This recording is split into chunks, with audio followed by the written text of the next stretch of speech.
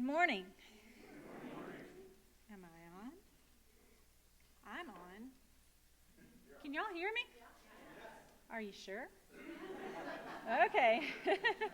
I don't hear my mic. I'll speak loud. Can you check on the mic? Which mic are you talking about? My, It's working. it is? Maybe not. I don't hear it. Doug can hear it. Okay. All right. Well, I'll speak up a little. Oh, wait a minute. Okay. I think I hear it now. Okay. Good morning. Welcome to the First Unitarian Church of Salt Lake City. I'm so glad that you're here. If you're visiting with us this morning, you are our honored guest, and we're especially glad that you're here. We invite you to stop by the welcome table just outside this door in Elliott Hall after worship. Let us introduce ourselves and let us get to know you a little better as well. This morning, we light the chalice with these words by the Reverend Kathleen McTeague, who will be with us in March to deliver a message. So here's a little sneak peek. In the struggles we choose for ourselves, in the ways we move forward in our lives and bring our world forward with us, it is right to remember the names of those who gave us strength in this choice of living. It is right to remember the power of hard lives well lived. We share a history with those lives. We belong to the same motion. They too were strengthened by what had gone before. They too were drawn on by the vision of what might come to be. Those who lived before us, who struggled for justice and suffered injustice before us, have not melted into dust and have not disappeared. They are with us still. The lives they lived hold us steady. Their words remind us and call us back to ourselves. Their courage and love evoke our own. We, the living, carry them with us. We are their voices, their hands, and their hearts. We take them with us, and with them choose the deeper path of living. Let us begin our worship together now, rising in body or in spirit and singing together number 96.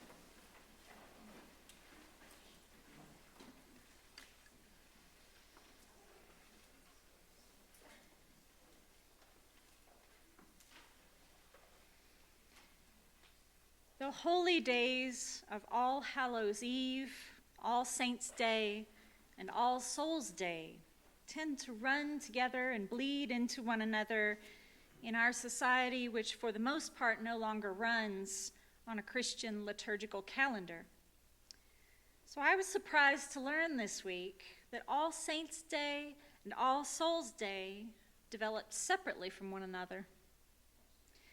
While All Saints' Day was instituted to reinforce Catholic teaching about the redemption of Christians after death, and, just as likely, to colonize indigenous celebrations, All Souls' Day was developed by the Benedictines as relatively private memorials of community members who had passed away. I have some tender feelings about that. Small enclaves of brothers set off from the world with only each other to count on, taking time to remember the ones who had made their own lives and commitments possible. I know, I'm romanticizing it, but it reminds me that one of the most important things that we do in religious community is carry one another through the darker passages of life. Ultimately, our lives have meaning only in relationship to one another. So we are responsible for making meaning of one another, especially in the wake of death. None of us want to be forgotten, and so we extend to one another the privilege and duty of memory crafting, of remembering each other well, of conferring dignity upon one another, and building upon the legacies of those who laid that foundation for us.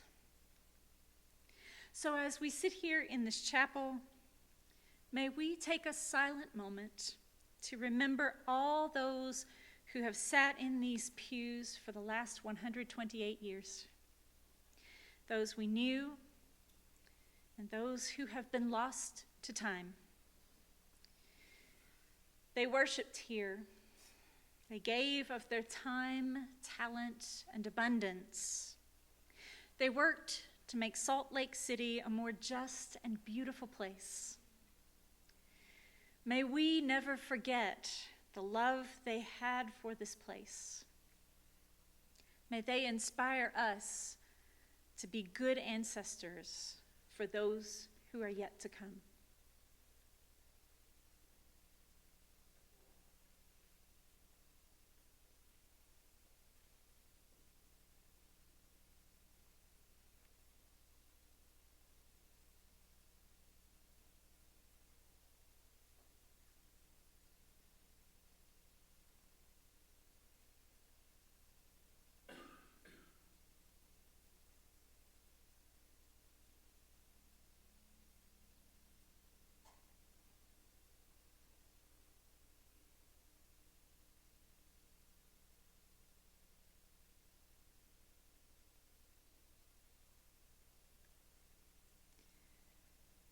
They are with us still.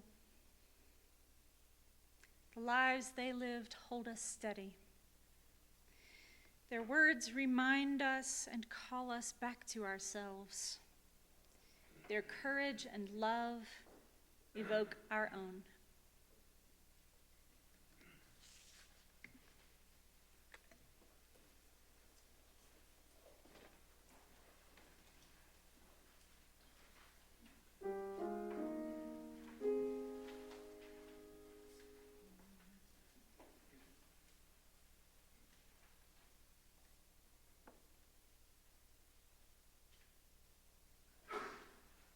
Listen to days of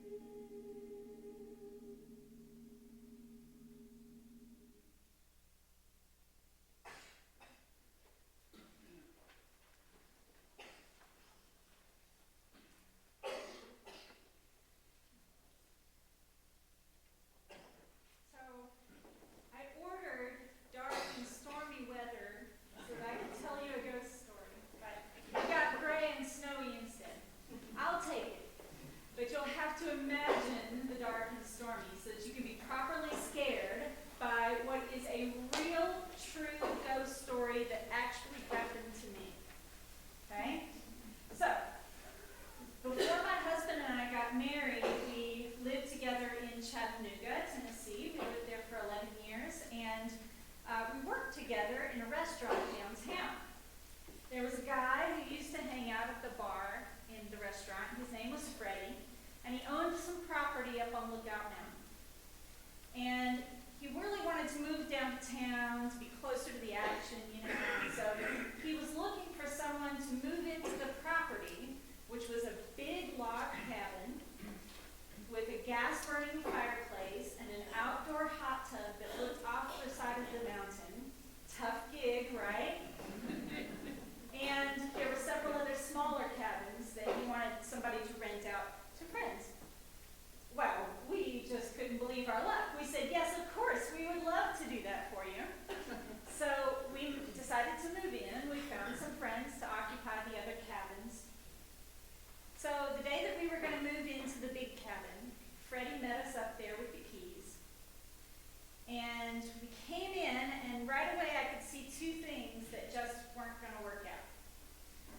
One was, up over the mantle, there was a huge deer head with a giant rack of antlers.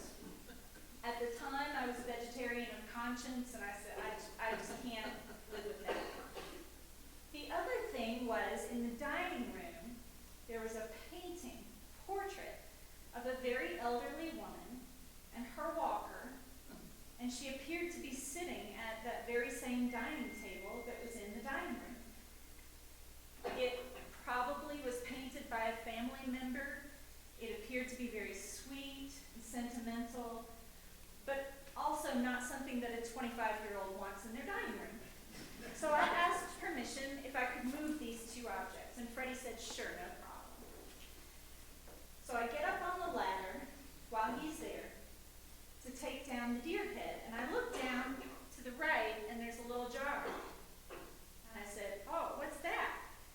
He said, that's Aunt Duke. Do what now? That's Aunt Duke. She used to live here before I moved in. That's her in the painting. She was my aunt, and I would take her down with me, except I'm afraid I would spill her or break her or something. I said, no problem. It's fine. I can leave it there as long as I can move the other two things. So we agreed. So, our friends moved into the property, and it was so lovely. I would cook a big meal at the end of the day, and our friends would come up, and we'd all have dinner together and watch movies or play video games. And not long after we all moved in, we started to hear sounds in the house. We'd be in the TV room, and we would hear footsteps coming down the hall, and a woman's voice humming. And the first time it happened, we all looked at each other, 5 or 6 of us. Did you hear that? Yeah. Did you hear that? Yeah, I heard it too. Turn off the TV and listen real carefully. Happened several nights in a row. One night, I decided to turn in early. So I left the TV room, went down the hall to the bedroom. There were 2 doors to the bedroom. And I got in bed and turned off the light. And from the far door, I could feel a presence watching me. And it wasn't friendly. It was kind of a threatening presence. And when I woke up in the morning, you're not going to believe it, I still don't. There was a tiny but clearly discernible scratch on my face. That sounds really scary, right? I was not scared, I was angry. I went into the living room and I squared up on Aunt Duke and I pointed my finger at her. And I said, you listen here, Aunt Duke. I know this is your house, but I pay rent here now, and so you're going to have to behave. And after that happened, we still heard the footsteps and the humming, but we never felt that eerie presence again.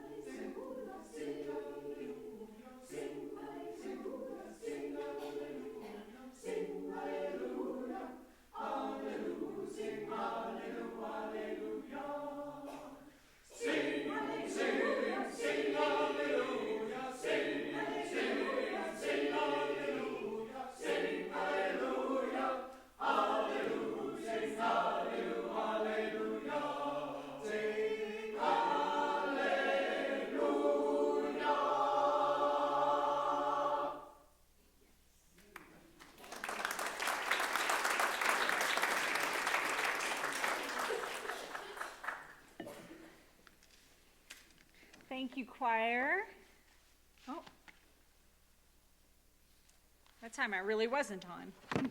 Thank you for helping us get back in our skin after our scary story. You sound beautiful today. Thank you. I have just a few announcements before we go on. First of all, let me get out my cheat sheet. Nope, that's not it. There it is. Halloween. Can you tell? It's Halloween.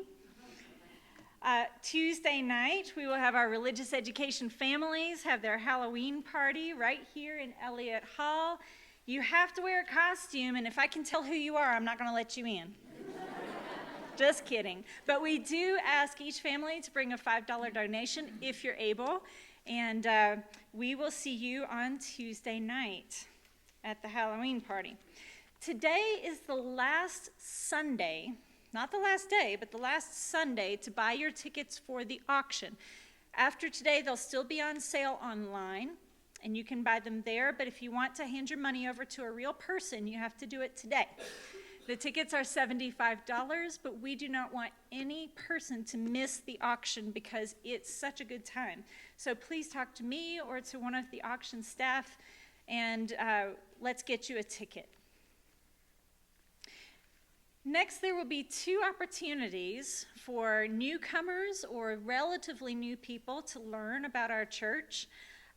This next Sunday, which is the 3rd, we'll have the next installment in our series, Beyond Inquirers. This is a class that's offered right after the 11 o'clock worship for newcomers or relatively newcomers to learn a little bit more about Unitarian Universalism. And then on Tuesday night, the 5th at 7 o'clock, we'll have our UU orientation class. It's more of a dipping the toe into our church and our faith. We'll have refreshments for you, and childcare may be available if you can get in touch with me really soon. I know it's hard to believe, maybe not so hard on a snowy morning, but the holidays are right around the corner. It's coming up on us so fast, and our solstice celebration is coming up. So this year we've put together a play written by myself and one of our youth, and it's going to be a lot of fun. We're looking for a couple more actors. Youth actors would be fantastic, but we're glad to work with anyone who would like to have a small speaking role in the solstice play. So please reach out to me if you're interested. You can find out when the rehearsals are. They're in your order of service, and we would love to have you be a part of it. And the last announcement that I have, next week we're going to have a couple of extra coffee volunteers because somebody is going to forget to switch their clock back, and you're going to show up an hour early, and we're going to put you to work. So if you want that extra hour of sleep, don't forget to turn your clocks back next Saturday night. All right, that's enough announcements. Now we'll accept gratefully your offerings as the baskets come around to support the work of our congregation. Also take this moment to greet one another in fellowship.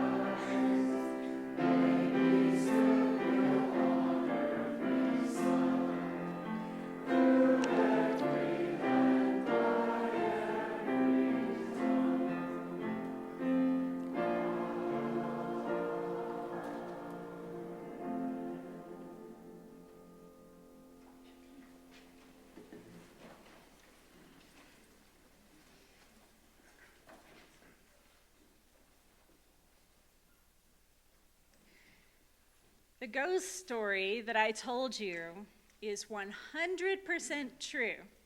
It actually happened to me, and I am not making it up. I have multiple witnesses that can attest.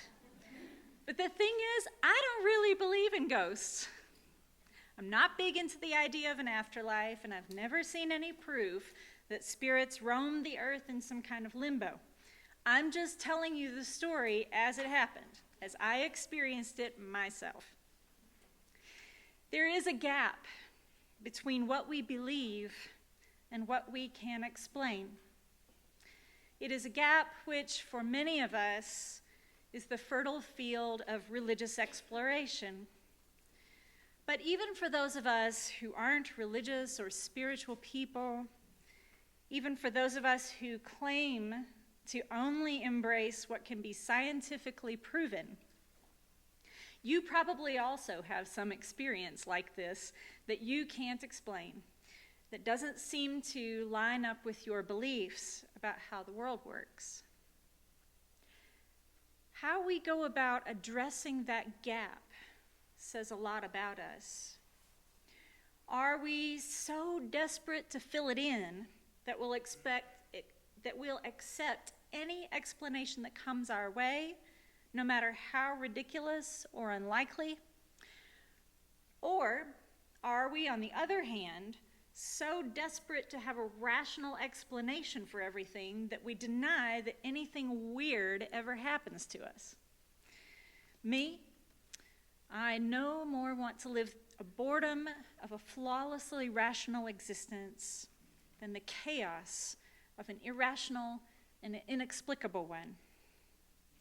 The path between these two options is to settle for a humble existence in which I don't know everything.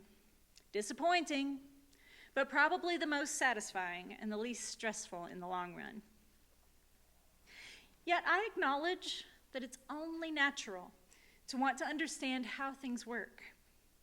All the world's religious traditions, all the religions that have ever existed, grew up mainly in response to the reality of living terrifying lives in an unpredictable world. Lives that, to a one, ended in oblivion. It still kind of blows my mind to think about how recent the scientific revolution is compared to the history of human existence dominated mostly by fear and violence. How little time we've had to use the scientific method to explain things in rational terms. So I have a lot of sympathy for the subjects of my sermon today, our spiritualist religious ancestors of the 19th century. You know, when Unitarian Universalists look back at our religious history for moments of pride, we frequently call to mind such noble forebears as the famous transcendentalists and poets of New England, our Unitarian king in Transylvania, the first woman minister and the first openly gay minister to serve in established denominations. All good things to be proud of.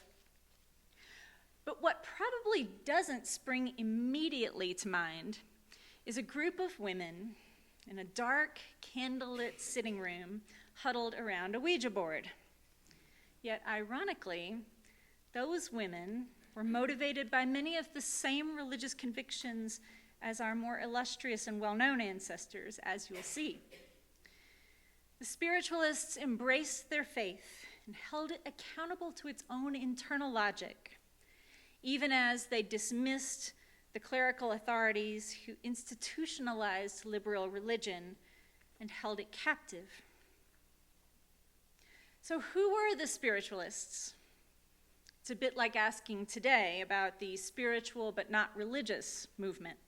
We all know that more people identify as spiritual but not religious than ever before, as people leave organized religion in droves.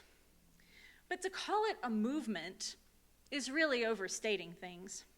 It's not like there's a conspiracy of people calling one another on Sunday morning or Friday night, encouraging one another to stay home from worship and watch Netflix in their pajamas. It's more of a spirit of the times than anything else. And things were much the same in the mid-19th century. People were rejecting the Calvinist doctrines that had dominated early American churches. They were worn out on believing in an angry God that had only predestined a handful of people to make it to heaven. And they were tired of paying taxes to support the clergymen and politicians who all claimed to be a part of that lucky handful. Just as it is today, people didn't trust the institutions that were hoarding money, power, and authority, and they figured they could do just fine on their own anyway. No longer content to take the word of a learned preacher on faith, they decided to seek new truths by trusting their own experience with, shall we say, varying results. It's hard to know exactly where spiritualism began, but many people trace it to the sensational Fox sisters of Rochester, New York. Word got around that a certain house in nearby Hydesville was overtaken by mysterious rapping sounds, which intensified when the two teenagers were around. The Fox family's friends, the Posts, became very interested in the phenomenon and started sharing the news around to their friends. Both families were lapsed Quakers who believed that every person was made in the image of God and could receive God's truth directly without an intermediary. Not the first family from Western New York to take that attitude, right? It was a favorable theology for conduit for messages from the beyond. Before long, the Fox sisters were famous for their spirit-rapping gatherings, in which they interpreted messages resembling telegraph code. Soon, the Fox sisters were famous. Kate and Margaret began performing in public halls, inviting the spirits to come and give messages to the growing crowds. The Post family home was a stop on the Underground Railroad, and so the sisters' unusual skills were soon followed by prominent abolitionists such as William Lloyd Garrison and Frederick Douglass. Unitarian publisher Horace Greeley wrote about them in his paper, the New York Tribune, and many famous Unitarians and Universalists were drawn to the medium's seances and public appearances and began to embrace the possibility of communication with another world. Before long, women and men all over began testing the spirits, holding seances or other gatherings in their own homes. It might surprise you to learn that these people felt strongly that they were participating in the scientific revolution and were, in fact, scientists themselves, conducting experiments into afterlife phenomena. There was still among ordinary people a lingering connection between religion and science, with no clear sense of a need for separation between the two.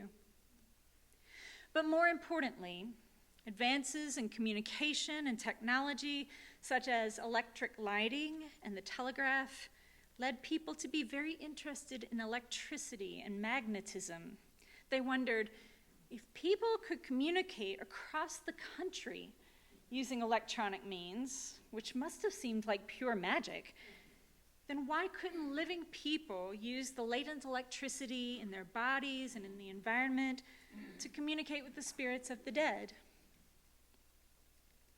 Historian John Buescher writes, "Spiritualism felt scientific in that it was open to practical testing. Realms that had always before been susceptible only to religious explanations, the etheric atmosphere and lightning, for example, were now open to rational investigation. What had been invisible and untouchable to a previous generation had been materialized and brought to serve a later generation. A large part of a seance's preliminaries was spent trying the spirits, or conducting practical proof tests to ensure the spirits were genuine and were intent on and capable of helping the humans who were participating. Many prominent spiritualists were women, and there are several reasons why. First, infant mortality was high for all populations, and the ability to know that a deceased child was in heaven was important to women, who were obligated to identify so strongly with their maternal occupation. Women who had miscarried, aborted, or lost a child to disease or accident would visit a medium to make sure their child wasn't lost on the way to paradise. The medium, often a woman, could make money providing this service in a time in which there were few ways for women to make a living. But even more rare than means of earning one's own money were ways of accumulating and exercising power and influence. Women had not yet gotten the vote, could not run for office, could only hold a very limited range of careers, and only if they had fallen on very hard times indeed, and often were not even allowed to speak in church. Many felt a call to leadership of some kind and could not wait for society to turn around their way. They naturally resented the religious ideals that seemed to be at the core of it all. And so many searched for new ways to influence other people. The bereaved, desperate in their grief and seeking assurance that their loved ones had not fallen into the torment of a Calvinist hell, were only too happy to accept that influence. Rejecting clerical influence and taking up their own led many spiritualists to radical political and social conclusions. Communication with the Spirit was not news to African Americans, whose ancestral religions had long included it. Yet as white abolitionists caught the Spirit's, cultural interchange moved along the Underground Railroad with the fugitives and their conductors. Women who rejected the institutional church recognized marriage as the church's tool for controlling them outside of Sunday, and began to embrace free love. And mediums circumvented the male-dominated medical establishment by offering homemade medicines and spirit-enhancing drugs along with their spiritual services. Even with all of those great reasons, it's evident why spiritualism found itself so compatible with universalism, which had for decades rejected the very idea of hell. Universalists took note. The spirits were not crying out from an eternal fiery pit, but were telling about a better state in the afterlife, says Buescher. They were still making progress, but in another form. The earliest clergy to embrace spiritualism were Universalists, some of whom managed to convert their entire congregations, some of whom were run out of their pulpits in disgrace. Some Unitarians, too, embraced spiritualism, seeking to break free from more stifling forms of their theology, although the transcendentalists with whom the spiritualists felt they had common cause often looked down upon them as swindlers.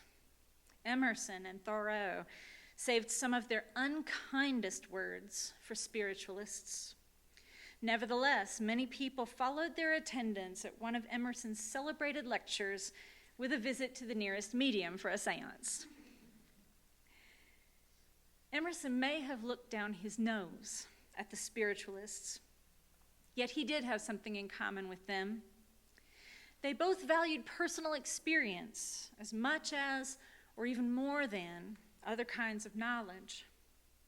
The Enlightenment had left Europe and the United States with the notion that reason was superior to all other forms of knowing, and only that which could be proven externally was real and meaningful.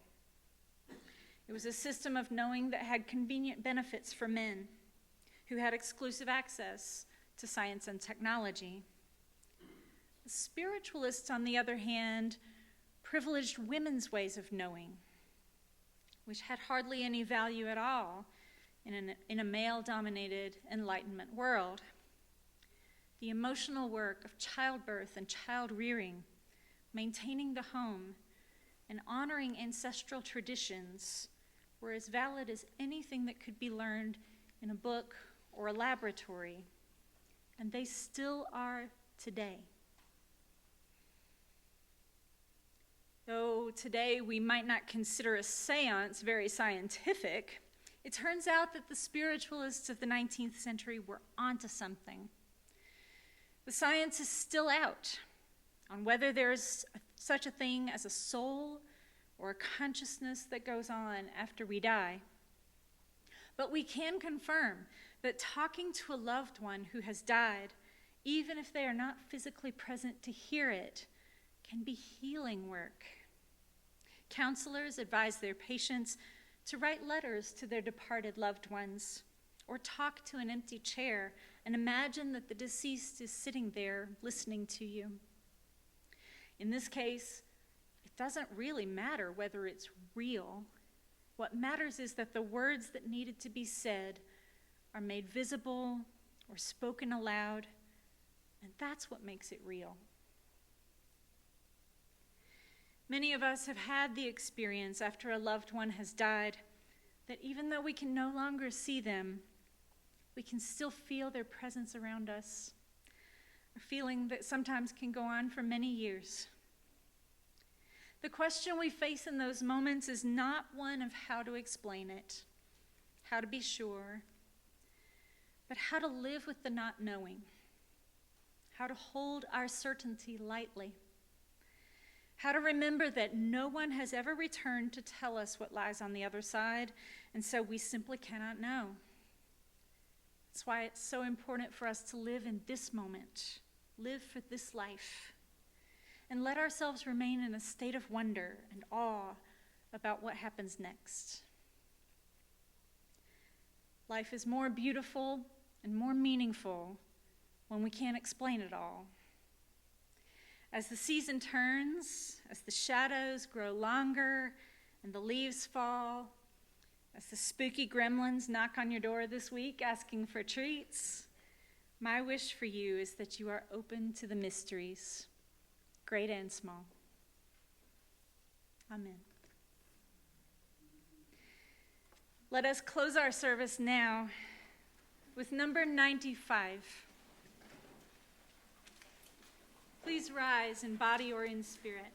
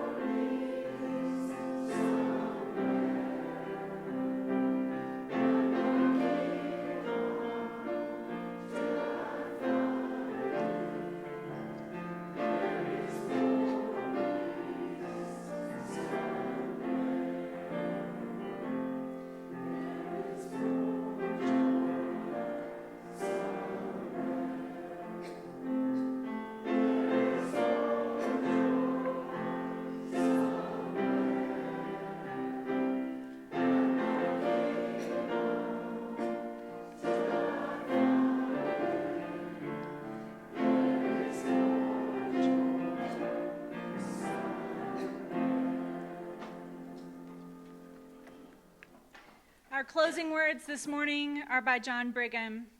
Go your ways, knowing not the answer to all things, yet seeking always the answer to one more thing than you know.